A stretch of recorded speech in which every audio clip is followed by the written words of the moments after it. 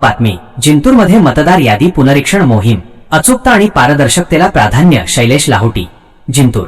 लोकशाहीचा कणा असलेल्या मतदार यादीचे काम अधिक अचूक आणि त्रुटीमुक्त करण्यासाठी जिंतूर प्रशासनाने पुढाकार घेतला आहे.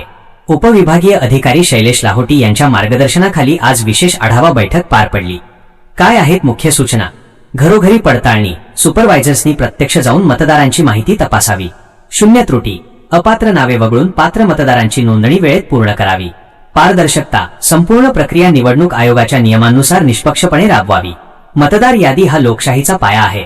यात कोणतीही हलगर्जी खपवून घेतली जाणार नाही, असे कडक निर्देश श्री लाहोटी यांनी दिले. या मोहिमेत नागरिकांनी सहकार्य करावे, असे आवाहनही प्रशासनाकडून करण्यात आले आहे. या बैठकीला तहसीलदार शीतल कच्छवे, महसूल अधिकारी व राजकीय पक्षांचे प्रतिनिधी उपस्थित होते. आज दिनांक 2 जुलै 2026 रोजी आज दुपारी 1 वाजता सर्व तालुकाध्यक्ष नोंदणीकृत पक्षांची आपण बैठक घेतली. त्याच पद्धतीने 1:30 वाजता सर्व पत्रकार बंधू यांची बैठक घेऊन त्यांना विषयांच्या बाबतीमध्ये माहिती दिली व तदनंतर जे आमचे 15 AR आहे, सहाय्यक मतदार नोंदणी अधिकारी जिंतूर तालुक्यामध्ये, त्यांची बैठक घेऊन BLO सुपरवायझरची बैठक घेऊन विषयांच्या कामाचा आढावा घेतलेला आहे. आज विषयांचं काम सुरू होऊन 3रा दिवस आहे. जिंतूर तालुक्यामधले काम अजूनही गती आलेली नाही, परंतु निश्चित आजच्या बैठकीनंतर सर्वांना सक्त सूचना दिलेल्या आहेत आणि निश्चित सर्व BLO सुपरवायझर ARO आमचे प्रयत्न करून या कामाला गती देतील असा विश्वास त्यांनी सर्वांनी व्यक्त केला. या ठिकाणी काही राजकीय मंडळींचे काही आक्षेप देखील आपल्या समोर आले का? राजकीय पक्षांच्या पण आपण दर गुरुवारी आता बैठका घेणार आहोत. राजकीय पक्षांचे जे काही अडचणी होती याच्या बाबत त्यांचं काही स्पष्टीकरण त्यांनी विचारलं, त्याबाबत त्यांना मी माहिती दिलेली आहे आणि त्यांच्या शंकेचा आपण निरसन केलेला आहे. सर, सध्या 30 जून पासून कार्यक्रम सुरू झालेला आहे, मात्र बहुतांश ठिकाणी या ठिकाणी BLO गेले नसल्याची तक्रार अनेक नागरिक करत आहेत. आज घडीला दुपारी 2 वाजताच्या रिपोर्टनुसार आपल्या जिंतूर तालुक्यामध्ये 273 मतदान केंद्र आहेत. त्यापैकी 184 ठिकाणी BLOचं काम सुरू झालेलं आहे. अद्यापही 89 ठिकाणी काम सुरू झालेलं नाही.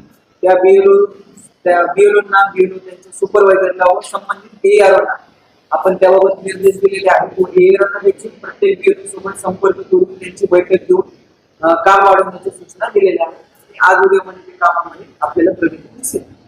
सर, आता सध्या घडीला मॅपिंगचा कार्यक्रम सुरू आहे का बंद झाला? नाही, आता ऍक्च्युली मॅपिंगचं काम तसं सुरू नाहीये. आता आपण प्रत्यक्ष इन्युमरेटेड फॉर्म मतदारांना देत आहोत. त्यांच्याकडनं माहिती भरून घेणार.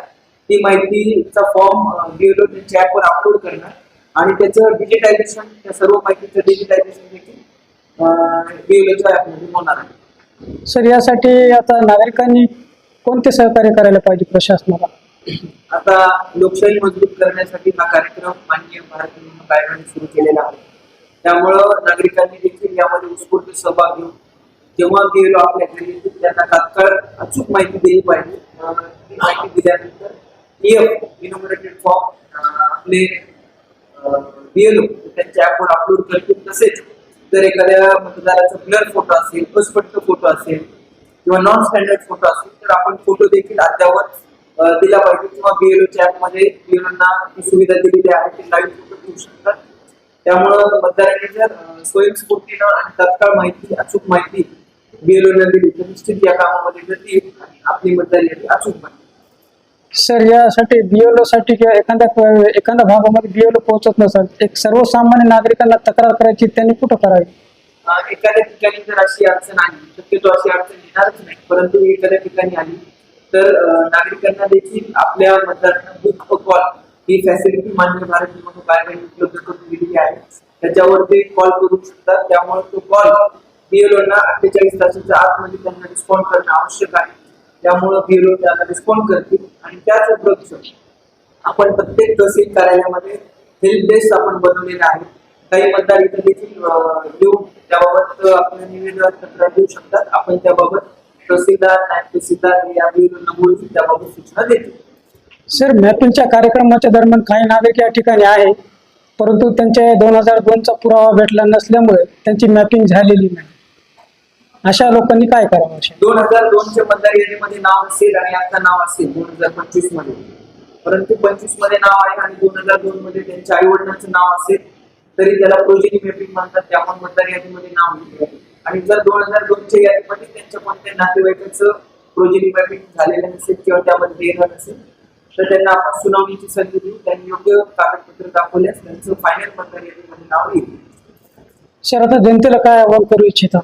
मी जिंतूर तालुक्यातील आणि सेलू जिंतूर विधानसभेतील सर्व मतदार बंधूंना आवाहन करतो की आपण आपल्या बीएलओंना सहकार्य करावं. जेव्हा बीएलओ आपल्या घरोघरी येतील तेव्हा त्यांना तात्काळ सर्व माहिती, तिकीट नंबर, आधार कार्ड नंबर, फोटो ही माहिती त्यांना उपलब्ध करून द्यावी आणि तो फॉर्म भरून द्यावा. त्या फॉर्मवर आपली स्वाक्षरी करावी. ते फॉर्म आपल्याकडे पण ठेवावा जेणेकरून त्याची रिसिव्ह कॉपी आपल्याकडे राहील की आपण ती माहिती बीएलओंना दिलेली आहे. आणि अचूक माहिती, तात्काळ माहिती दिल्यास आपली मतदार यादी तात्काळ अचूक बनेल आणि सर्व नागरिकांनी सहकार्य केल्याशिवाय या मतदार यादी अचूक बनणार नाही. त्यामुळे माझे सर्व नागरिक मतदार बंधूंना विनंती की आपण यामध्ये सहकार्य करावं.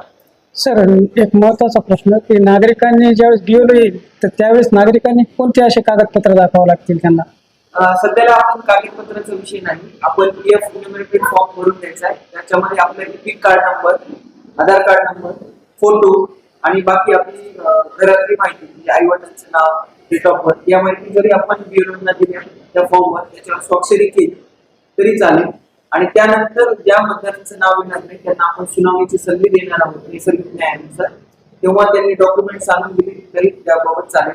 किंवा आता त्यांची एखाद्याची लॉजिकल डिस्क्रिपन्सी मध्ये समजा मतदार यादीमध्ये 2002च्या त्रुटी असेल तर त्याबाबत जरी त्यांनी आता 12-13 कागदपत्र दिलेले आहेत, यादी दिलेली आहे, त्यापैकी एखादं कागदपत्र जरी दिलं तर आपण त्यामध्ये त्याचं नाव मतदार यादीमध्ये येईल. थँक्यू.